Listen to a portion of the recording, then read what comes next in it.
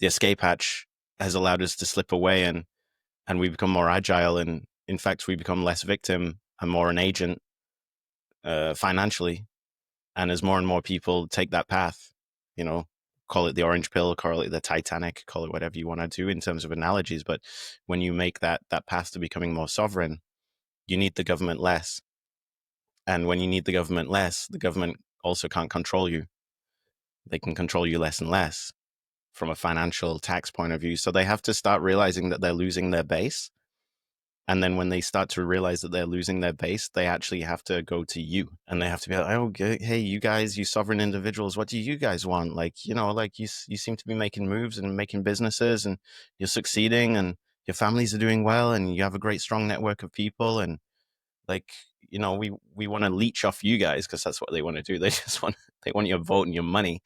Um, and you can turn around and you can either collaborate with them, which is what some Bitcoiners are doing at the moment by trying to change policy and lobbying and showing the way to adoption on a state level, or at least an institutional level. Or you can do the rebel thing, which is like, no, this thing's over. This was a breakup. Like, I'm away from you now, and I'm out of your control, and I'm not going to climb back in. I have my fuck you money, and that's exactly what I'm going to do with it. So you can walk away.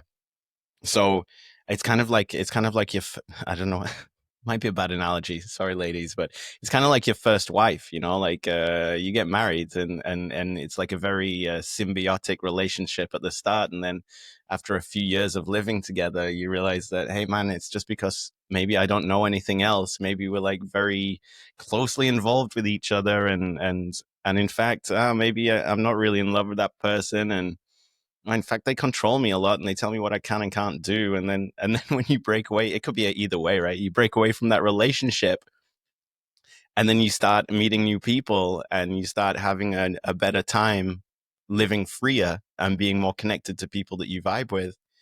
That first relationship starts getting really jealous and being like, hey, who you hanging out with? Who are these messages? And then that first marriage that was very implicit and very like tight together was because it's all you knew. But now you've seen a wider world and you know what sane relationships are about. Well, then the first relationship becomes really toxic and jealous and starts trying to get after you, and that's where the FUD comes from. Like they're seeing people breaking out, and they're like, yo, you can't break out, because if you do, everyone else is going to do, and you're going to leave me on my own. And I think that's one of the other ways to it as well, is that yes, we can see that governments are going to have to listen to Bitcoiners more and more as we multiply, essentially. There's more and more Bitcoiners joining the clan, and there's more and more Bitcoiners being born.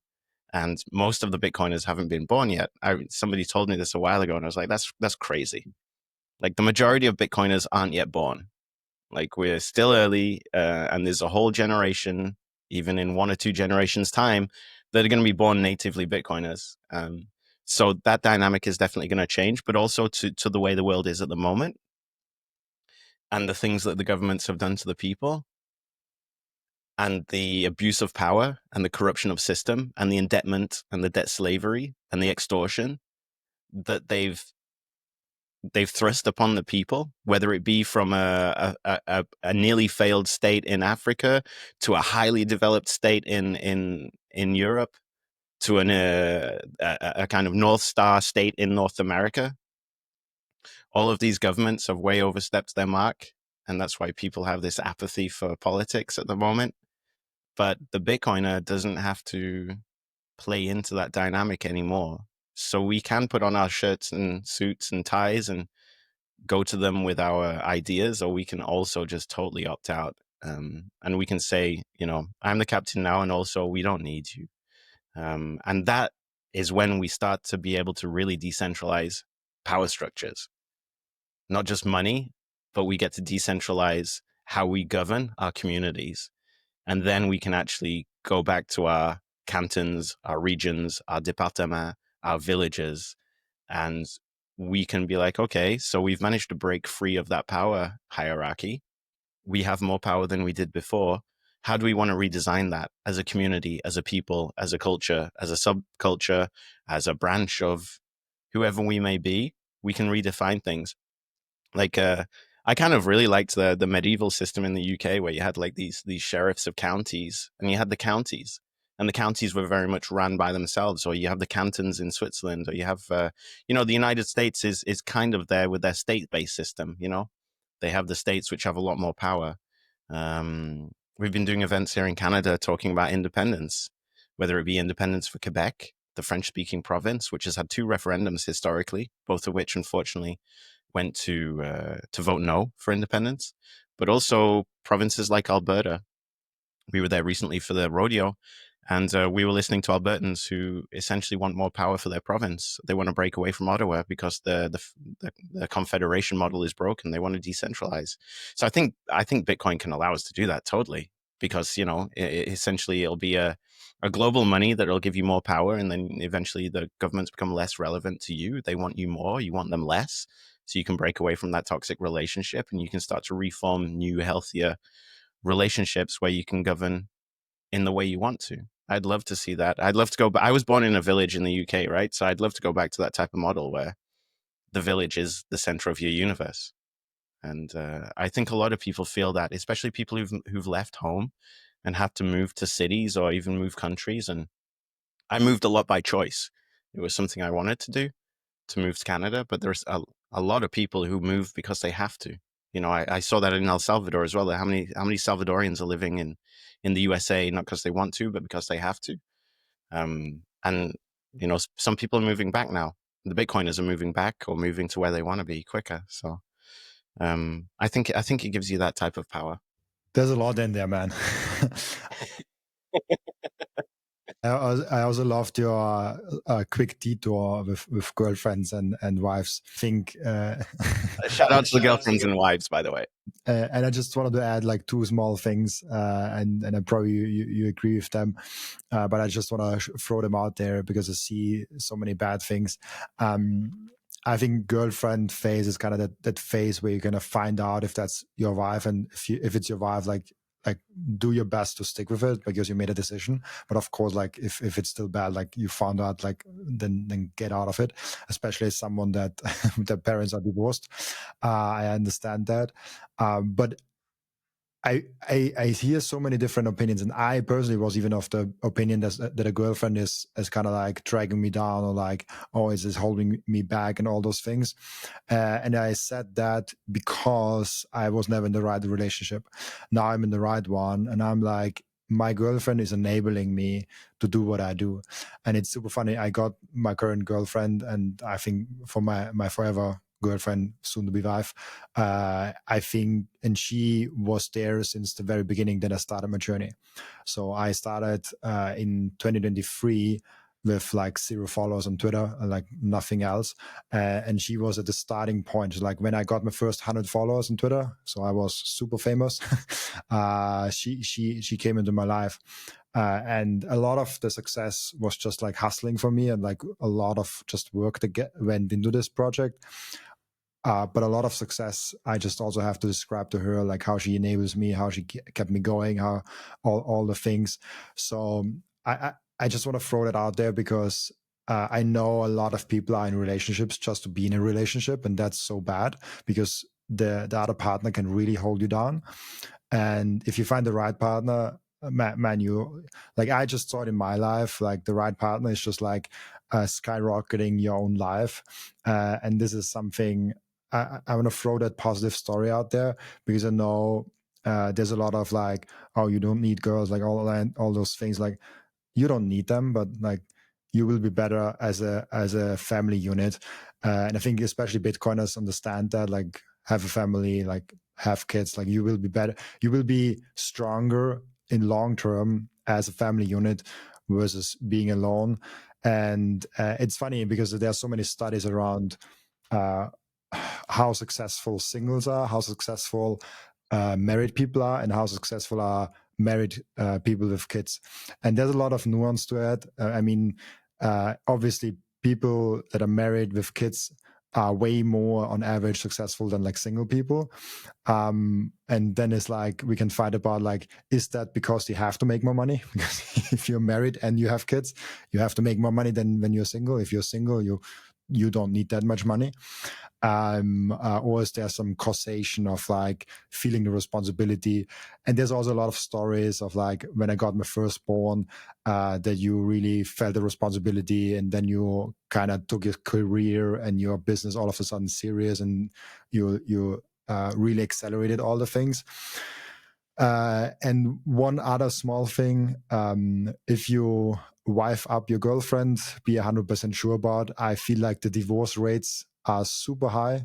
And I don't know what the reason is. I've never been married, so like I cannot really talk about that. But for me, it's just like if I propose to my girlfriend, I'm 100% sure. And I know there's crazy stories. I don't know if Larry wants me to talk about that. I will just talk about it. But Larry told me that he proposed to his girlfriend after like 1 or 2 months or something. Some crazy short amount of time, Larry Lapar. And I was like after, oh, you don't know anything about her at that point. That's crazy to me. But like, hey, if it feels right, and obviously it worked out for him, they're still together and they're happy and have great kids and all those things. But yeah, I just wanted to. You probably you noted down a lot of things. So I'm curious what you think about that. I'm having to note stuff actually because they like there's a lot of points like I don't know, like this is why I like talking with you, Robin. Like we can actually go into like Bitcoin adjacent subjects, which is more important than just Bitcoin. But so yeah, what was I thinking? It's interesting. You were saying that you were talking about your personal relationship life and things like that. But from talking to Bitcoiners, there's usually like there's a before and after. We call it orange pill when it's like, hey, the Bitcoin thing. But also you'll see a lot of people, and obviously, this is pretty much, it's still male dominated in terms of events and podcasts and noise and culture and stories. So when I say people, I mean like mainly dudes.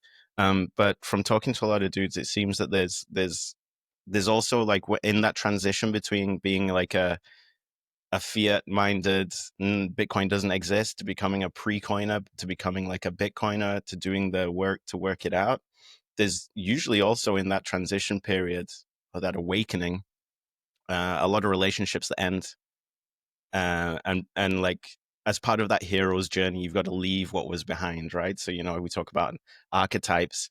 A Bitcoiner is going through a hero's journey. Essentially, you have to leave behind what you knew to go into the unknown, to take the risk, to learn, to eventually come back to the place that you always should have been to. So it's like and then you finally feel like very comfortable, and that's hopefully where a lot of Bitcoiners are going to get to.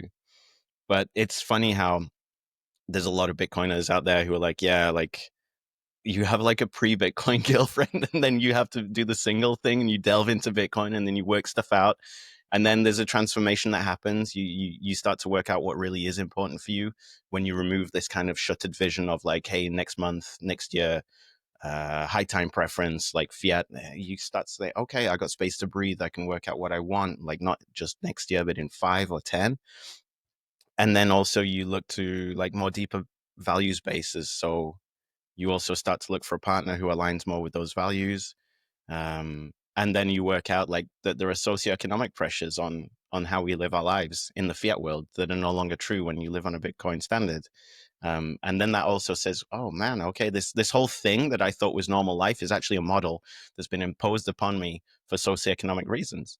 And it doesn't just mean like, marrying the wife and having kids, but like even as like to come back to the globalization point, why are families splitting up aside from divorce and marriage and things like that? But why are teenagers leaving the house? It's for economic reasons. Why are 20-year-olds living in very expensive condos in cities on their own? um like the classic kind of Italian model where even like adult children will still be very close to their family is socioeconomically better for the family. If you live more than 30 minutes away from your parents, as they get older, it becomes harder to take care of them. And as you're growing further and further apart from your brothers and sisters, of which you have less and less, you can't help each other out. Like big families where one person's a dentist, one person's a mechanic, one person owns a business, the other person is very skilled at, I don't know, at like repairs and construction. Well, you can help each other out as brothers and sisters. But if you're having fewer and fewer kids in a family and they're all moving further and further away from each other, then the family is getting weaker. And it's, the family is the base unit of society. So like we were talking about globalization and this kind of large model of who we are and how there's a homogenization financially. There's also like an eroding of the family unit socioeconomically, because so many people now say, oh, I can't have kids, they're expensive. So it's still happening. Like the families are going to get smaller and smaller. And out of my generation, it's going to be crazy. It's going to be crazy when our generation gets older, because I'm coming up to, I hate to say it, but 40 is not too far away from me. And out of my peer group, not just Bitcoiners, but my peer group in general, I'm definitely like a majority that don't have kids still. And I think honestly, maybe about 50% of people my age will not be having children. And that's maybe okay when you've got a house and you can order Amazon and you can just kind of chill and go on vacation 6 times a year. But what happens when you start getting older, when you need help, when cognitively, like you start losing your memory, when it's harder to carry your shopping up the stairs? What happens to you at that type of age? Also, when you can't work the jobs that you used to work, you become a bit irrelevant from a work marketplace. I think it's going to be very interesting. Well, I say interesting. I kind of fear for that type of situation. I think Bitcoiners are slowly realizing that we need to build up family units again. It doesn't just mean get married to some like Orthodox girl and have 7 kids. It can also mean like reach out to your brothers and sisters, help out your family, help your parents age gracefully. Try and collaborate with other families as well. You don't just have to stay within your family, your neighbors, your local community, because it's almost, I don't know, you can get conspiratorial about it and say it was deliberate, that they're trying to break the families and break our communities so they can control us better, divide and conquer. Maybe it is, but maybe it's not. But either way, I think we feel more connected to people. We feel we have a better quality of life when we're connected to the people who are locally around us. And this is ironic because we're on a podcast across the Atlantic, between the two of us. But that's why when you go to events, Bitcoiners are very happy to see each other, because we're connecting with each other and we have an aligned value system. And that's why eventually, I think after the dust settles with a Bitcoin adoption, people are going to be living together in better communities. Um, I'd kind of like to think that. But so that was kind of like the family unit thing. We could get into like the separation, why a family's breaking up. I think there's spiritual aspects, from a religious point of view. I think, as soon as you start to see, it's like, in Bitcoin, we have the what happened in 1972. And you can see as soon as gold standard was removed, well, everything tanks. Well, if you also look at like what happened in terms of religion, like when in the West did religion kind of disappear? Well, at the same time, divorce rates started to ramp up. And marriage is a crazy thing. I'd love to be married. I'd love to be in a functional marriage. I'd love to be with one person for the rest of my life, and we can grow old together and take care of each other. But in terms of the reason, is super important. Like, why would you get married? Like, a lot of people nowadays are not getting married for religious reasons. Which is a deep spiritual belief in, this is the life before me that I was given by a superior power, so I will honor that marriage no matter what the religion is. The marriage, if you're religious, is seen as being a sacred act. Whereas nowadays, in a society that has less and less religious believers, the marriage is more and more financial. Even if people don't want to believe it, the tax reasons behind getting married, like a lot of people I know are like, yeah, like, it just became practical, to get married, or like, yeah, we actually saved a bit, or like we've been living together, so by default we were always already like what do they call it? They call it conjoint de fait in French. I can't remember what it is. Like, if you live with somebody for long enough and pay bills and rent together, like the government deems that you're kind of like legally together. So essentially, you let the state decide on your marital status, and you go to sign the act. You're like, oh, the state will give me marriage, but like previously, marriage used to be like, no, God will declare us as being married, and then that belief goes further than the government. So when things get difficult, you look to that for reassurance. But if the state marries you, when things get difficult, you look to the state for reassurance, and the state just says like, yeah, you can just get divorced.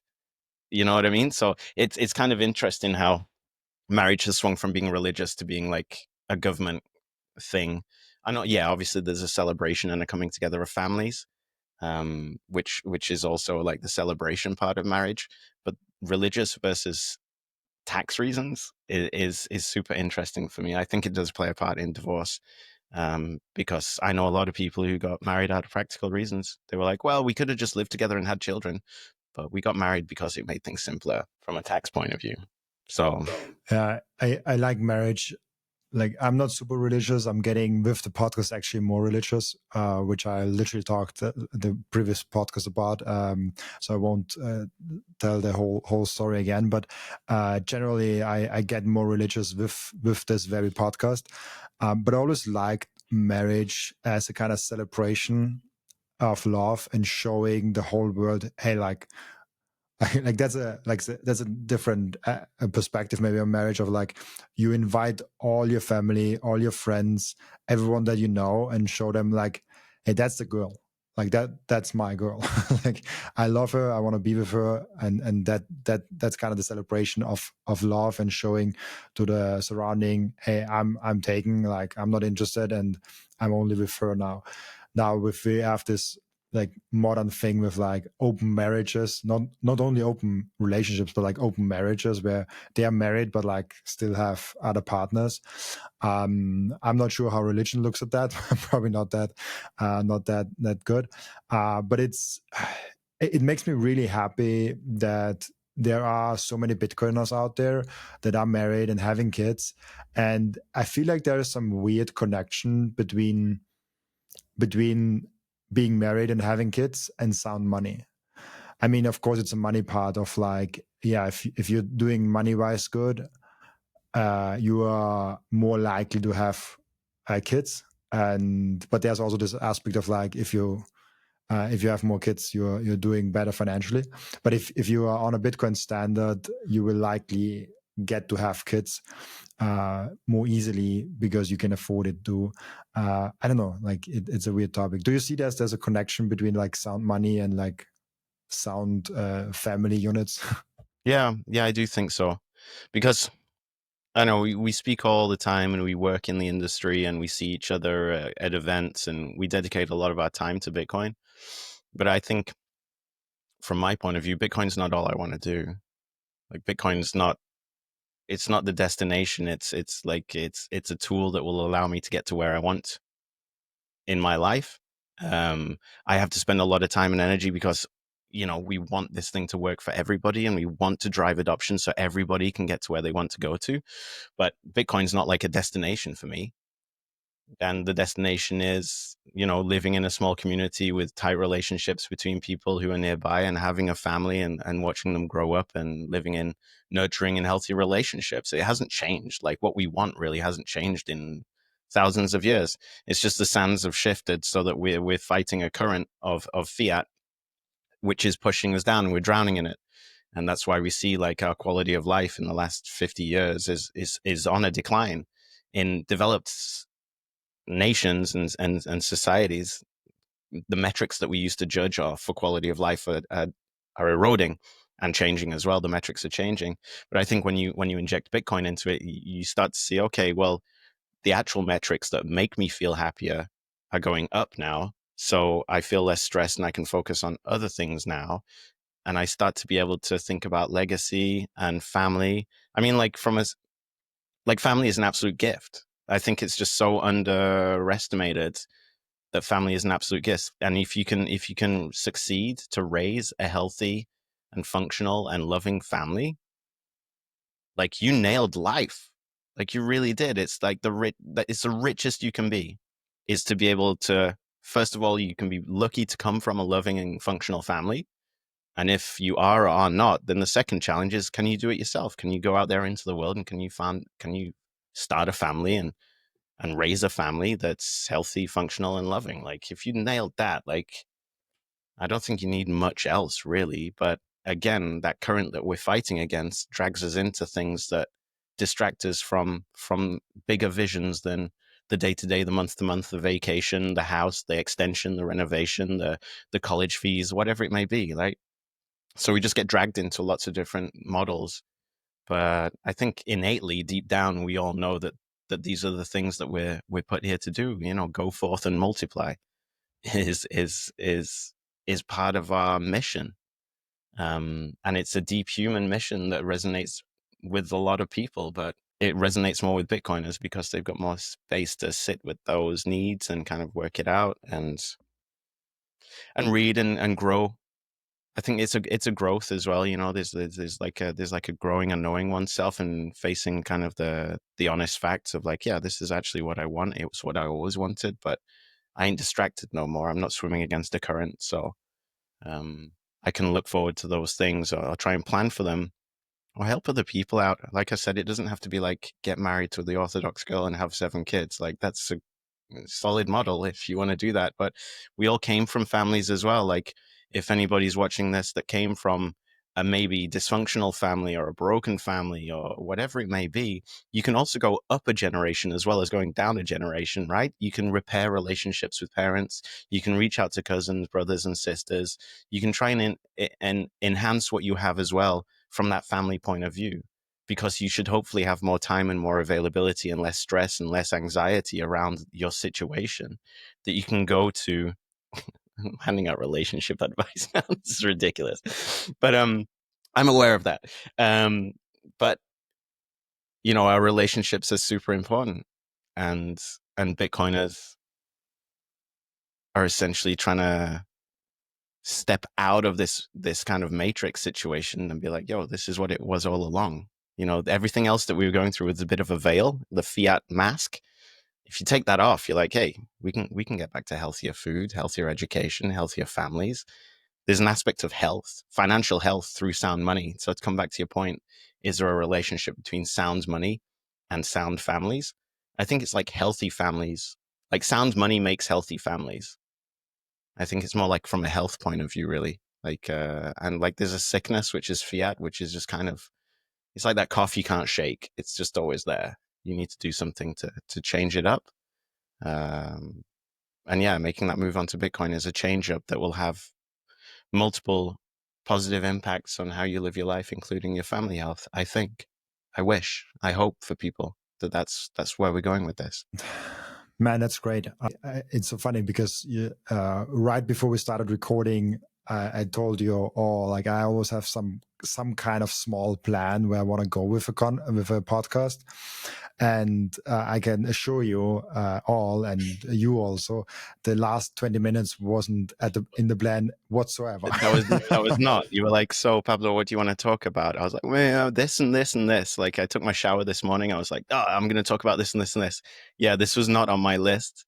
But that's why I love having these conversations with you. You're very talented at what you do, and I enjoy these conversations very much. Thank you for watching this video. This was only a snippet of the podcast, and if you want to watch the full episode and get all of the context of this episode, you can click right here or here.